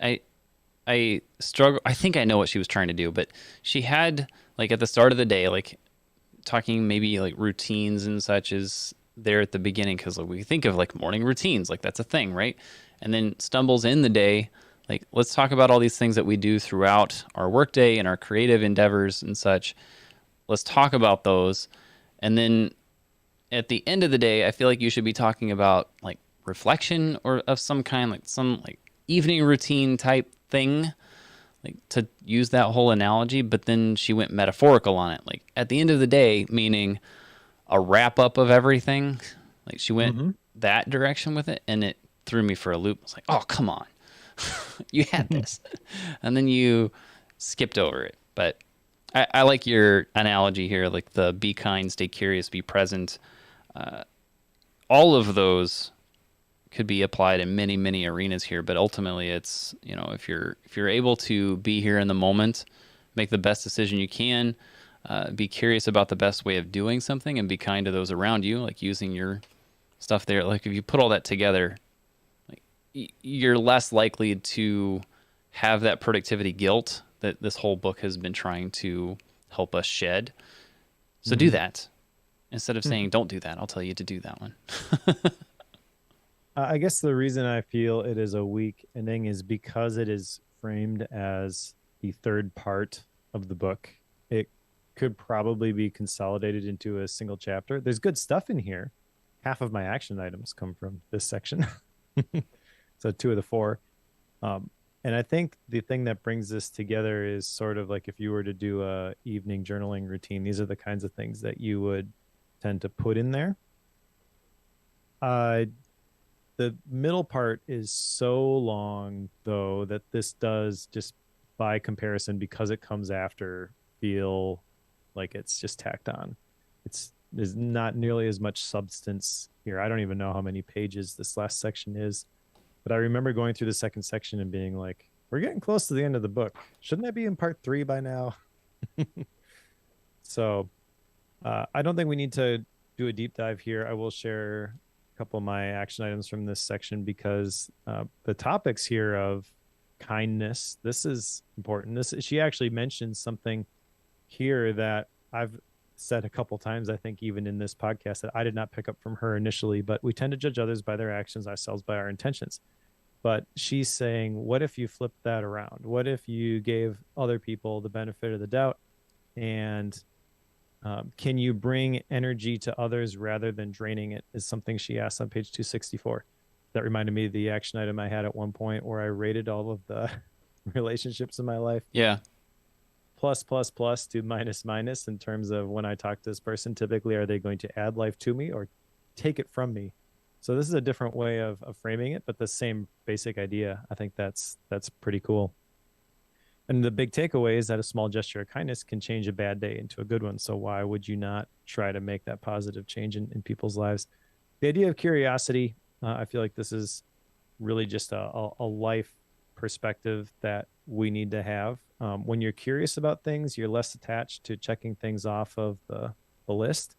Curiosity is key to creativity, is something that she mentions, and encourages us to find the extraordinary in the ordinary.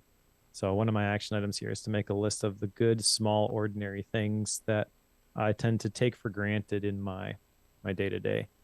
And then the last chapter, the moments of enjoyment, this is where the being present idea that you talked about earlier kind of comes in. You're never going to get to the point where your days are without dramas, but be present in the day and ask yourself basically, what can I get out of today, and enjoy the experience. And all of that is followed up by a poem, which is different than the one at the beginning. Are you ready for this? Can I read this one now? Go for it. So the beginning one I read earlier. The one at the very end has a little bit of a different take to it. So here you go. I didn't do the thing today. I didn't lament how the hours unfolded. I didn't worry about wasted time. I didn't allow my expectations to spoil what I have. I didn't compare myself to others. I didn't dwell in the undone. I didn't strive. I didn't try to be perfect. And it mattered, because in all that I didn't do, I found my own measure of a day. There you go. It's a really cool way to end it. I feel like there should be more books that start and end with poems. I kind of liked that. That was fun. Sure. Kind of a unique, creative thing that she did there. Very nice. All right, action items. Hit me. What you got? I have 4 of them. So the first one is from the second section. Let's see, what chapter was this? It was to make a list of the things that settle me. Oh, this was the idea from chapter 3 with the routines. She doesn't just flat out say routines are bad, by the way. She says a routine can be the thing that gets us stuck in a rut, but it can also be the thing that gets us out of one. So I want to make a list of the things that settle me. The second one is to make a list of the people that I compare myself to. The third one is to make a list of the good, small, ordinary things that I mentioned. And then the fourth one comes from the generosity of kindness. I want to find a way to do some unprompted kind thing every day. And I'm purposely leaving that ambiguous, because the easy one is just sending an encouraging text message to somebody. But I want to go beyond that and find some additional ways. Get creative with my kindness, if you will. What about you? I have 2. One kind of plays off of what you were just talking about. I termed it a little bit different than you, and I wrote down 1 generous act a day. And that sounds simplistic, but I wrote underneath of that can be defined by giving more than was originally expected. And that can manifest itself in a lot of different ways. I know, like, a lot of times when somebody brings a computer or a tech support thing, like, I fix the problem and that's as far as it goes. But if I were to take one extra step and then take a little bit more time and maybe make it easier for them to do things on their own without just solving that immediate problem, sometimes they can go better. I would classify that as being generous in that case, because I don't normally do that. So that's one that I have. The other one is, and I think I've talked about this. I don't think I said that I have this as an action item, but I want to put together this portable routine idea. I know routines can have a bit of a downfall, given how she terms it anyway. But if I were to put together a list of these things that I want to accomplish in a day, attempt to adjust my expectations on what success means for that, and shoot for those things, and having that list of things that I'm going to work towards accomplishing each day, like to try to build some of that consistency. I feel like that would be a lot. That would be a much more productive way for me to come at it. So yes, I'm aware I'm using that productivity type word there, but I want to try something along these lines, namely putting together lists of things that I need to try to work towards every day, but being generous with myself and being okay with it if it's not done. Trying, Mike. Gonna try. All right. So that brings us to style and rating, my book. So I go first. I think this is a very interesting style, and it's a very interesting take on the topic of productivity. And I would argue creativity, although it's positioned specifically to deal with this topic of productivity guilt, right? So this where we beat ourselves up for not living up to this ideal standard that we have no sense measuring ourselves by. I feel that is a very important message. And this is kind of the first book that I've seen really talk to this. I know Oliver Burkeman in 4,000 Weeks, some of the stuff that he's written and created lately, he's leaning more this direction as well. But this is a very different tone than that book. I like this book a lot. I definitely think people should read this one. I think if you're reading anything in the productivity or self-help space, you're going to naturally create this standard in your head. And it's not even somebody's fault if they write about it a certain way. This is just what your brain is going to do. And so addressing the elephant in the room per se is really important. I feel like there's a lot of great stuff in here. She cites a lot of other resources, a lot of other things that we have read. Talks about flow, talks about mindset, talks about 4,000 weeks, all sorts of stuff. But there were also a bunch of additional data points and things that I jotted down that like, oh, I'd never heard of that one before. So there's a good mix here of like familiar stuff plus new stuff, which to me communicates that she really knows her stuff. It's not a systems book for sure. If you're looking for something that's going to give you a prescriptive approach to overcoming the productivity guilt, this is not it. But it is going to shine a light on a lot of the contributing factors towards that. You do have to figure out for yourself what are the things that you can do that are going to help alleviate this, which I actually appreciate the fact that she's putting the onus on you and you got to take responsibility for changing your own situation. So I'm going to rate this. Let's go 4.5. I do think it's really good. I don't know that there is anything life-changing in here. I think that is probably okay.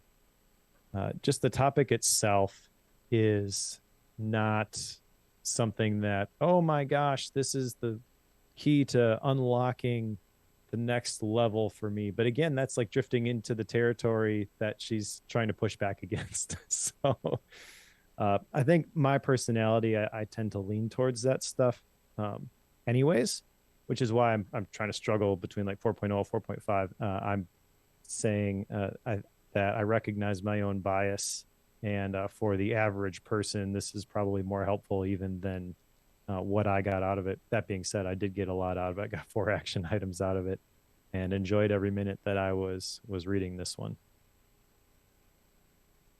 Okay. I want to speak a little bit to the three-partedness of this one, because that first section's really short. The middle section's really long. The last section's 28 pages out of 280, 207, 260, I forget the number.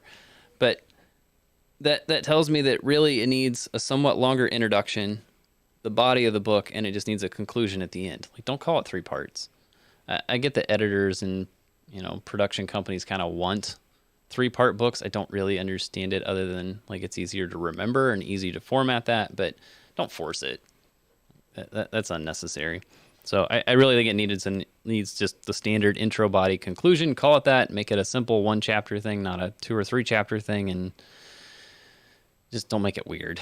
So anyway, that aside, this is a fascinating book to me in that it's really telling you not to like it's more around the mindset of productivity. It's not necessarily like how to get things done or how to think about it a different way. Like it's more like what is your mindset towards yourself when it comes to accomplishing tasks.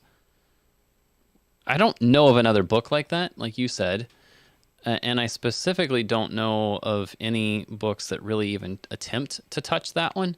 I think it's definitely a topic that's broached occasionally inside of some of these other self-help business books that we read, but I can't say that I know of anything that's the focal point. And that's really the focal point here, and I'm grateful for that. I know that I put a lot of guilt and shame on myself with what I don't get done and wish I could get done. And this is definitely a solid book for helping me reframe that and maybe put together not necessarily a structure, but giving us the freedom to make those decisions and put better expectations on ourselves. That said, I think you nailed it with a 4.5. I think it's worth a higher rating than a 4.0, but I don't see it as 5.0, so 4.5, here we are. I think you should read this. I think pretty much anybody who's touched the world of productivity and understands like task management or anything in that realm, this is definitely for you. I know I say that knowing that I've worked with a lot of people. Like the concept of task management is like, what? What is that? Like, what is that? Like, I've got coworkers who think that. So if I gave this to them, it might not make any sense. So I kind of don't know how it would fit in that realm. But I do think this is something that I would recommend to many, many, many people. So please pick it up. Bookworm listeners, especially. All right. Let's put I didn't do the thing today on the shelf. What's next, Joe? Up next, we are going to take on the second installment by Shane Parrish and the Farnham Street team with the Great Mental Models. So, Volume 2, this is touching on physics, chemistry, and biology. And I think this will be fascinating to see the correlations that come out of those that can apply to the way you think. So, this will be fun. It'll be good. I'm kind of excited to get back into mental model stuff. I feel like we've been away from it for too long. I'm always game to talk about mental models, so I'm glad you picked this one. All right. What's after that, Mike? After that is Where Good Ideas Come From by Steven Johnson. Have you heard of this book before? I have. Okay. That's as much as I can tell you about it. I have heard the title. I don't know where I've heard of it, but I have heard of that title before. All right. All right. Well, Steven Johnson is one of those authors who a lot of the things that he has written have been coming onto my radar recently. And looking at all of the books that he has written, this is the one with the title that most jumped out to me. And this is also the first book of his that was recommended to me. There is a more recent one that just came out called Emergence, which looks interesting too. But I feel like Where Good Ideas Come From is the perfect follow-up to the mental models, and this one where we talked a lot about creativity. And I don't have any gap books. I don't. Okay. Life got crazy in the last week. That was my question. Do you have any gap books? No. Do you? I do not either. I have a whole bunch of books I want to read as gap books. Yeah. It's always fun. I'm not confident I'm going to have time to get through those. So sure. I'm not the one on air. Okay. Sounds good.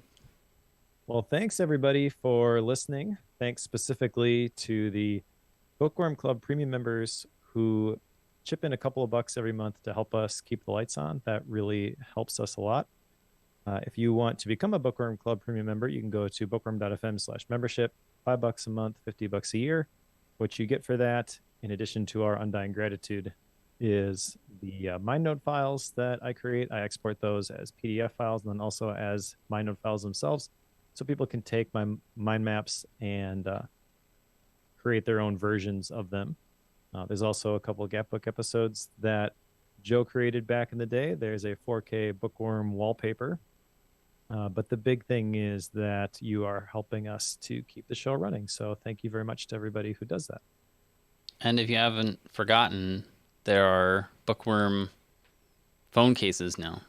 That's right. Link in the show notes. You can go do that. Anyway, if you're somebody who's amazing and you read along with us, pick up The Great Mental Models, Volume 2. We'll cover that one with you in a couple of weeks.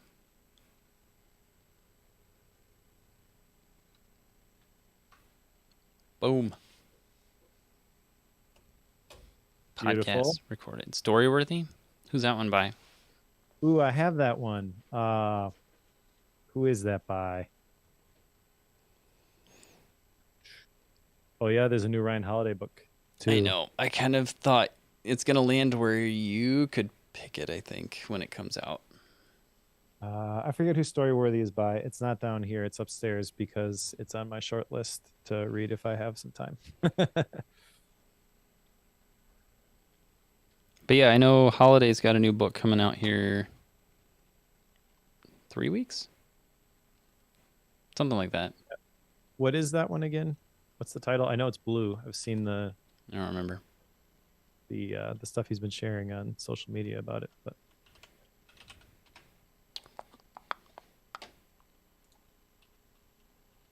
End of the month, Blake says.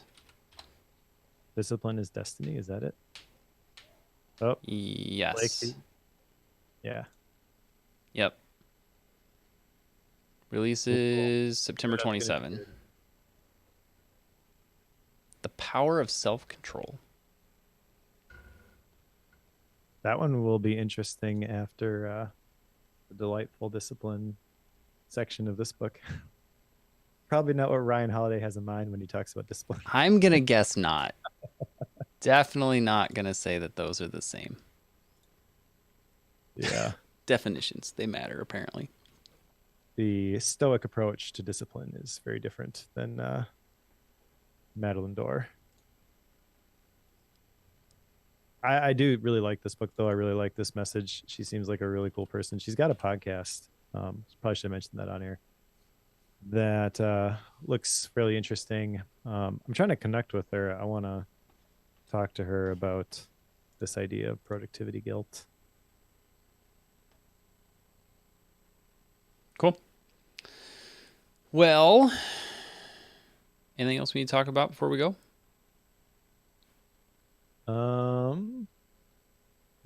Jocko discipline. Ryan Jocko. Ryan Jocko sounds like one bad dude. Podcast etiquette reviewing faith-based books. No. I mean, I've got faith-based productivity as the brand, so that would probably be something I should do. I feel like part of the problem with that is like the whole discernment thing. Like there's so much. Yeah. So to be honest, I actually had this conversation with my son the other day because he's like, why don't you read these faith-based books? And I basically was like, well, I read the Bible, which is what they're all based off of.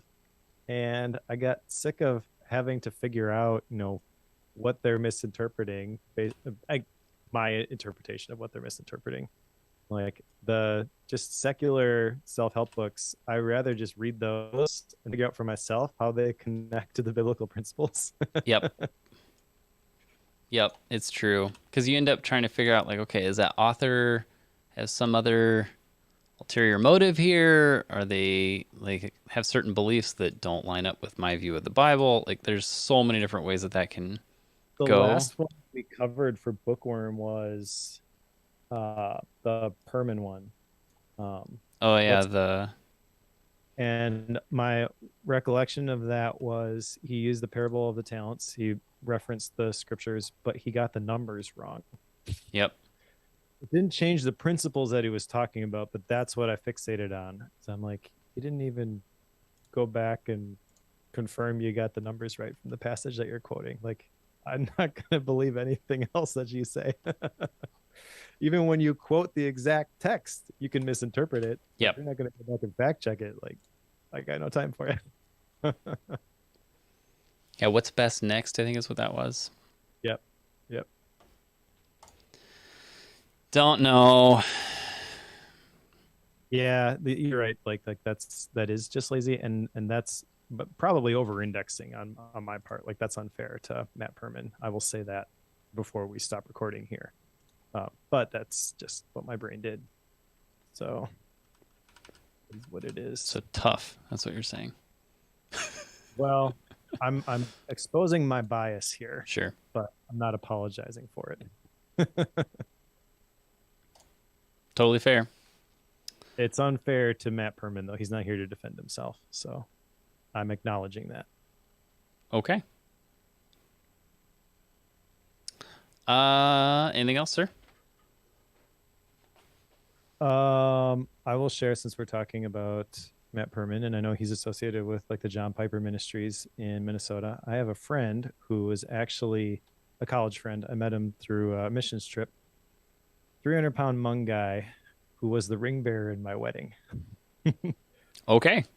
His name is Yivang. He was also an intern, I think, at the John Piper Ministries. I remember talking to him several years ago at this point, and he's basically telling me he was frustrated because he wasn't sure what he wanted to do with his life still.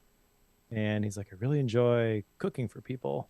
I don't know though. Can I like make a career out of that? Well, now he's the chef of Union Hmong Kitchen in Minneapolis. So you should all go eat there. It's kind of like the trendy place. He's on like Food Network. He was on Iron Chef on Netflix recently. Like, Wow. he's killing it. Yeah. And it's really cool to see how like several years ago he was like, I don't even know what I'm supposed to do, and then he like found the thing for him, and now it's just Thriving. awesome to see. But yeah, connection with John Piper Ministries back in the day. So All right. along with Matt Perman, that's the thread there. Would not have even guessed any of that. Really, I just want to brag on the guy I went on a There you go. business trip with. So Sounds like a cool guy, though.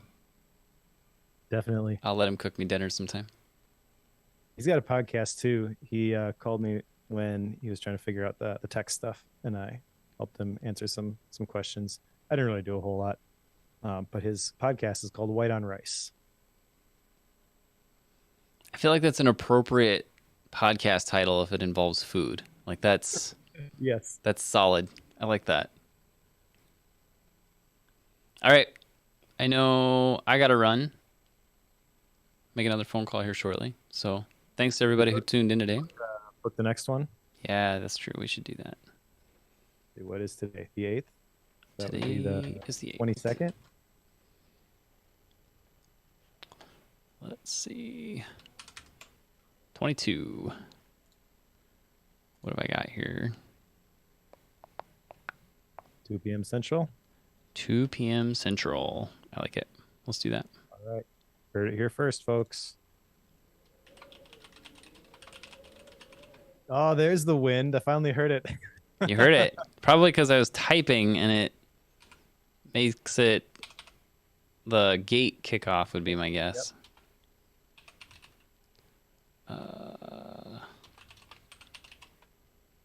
Did I get it? Did I get it? Did I get it?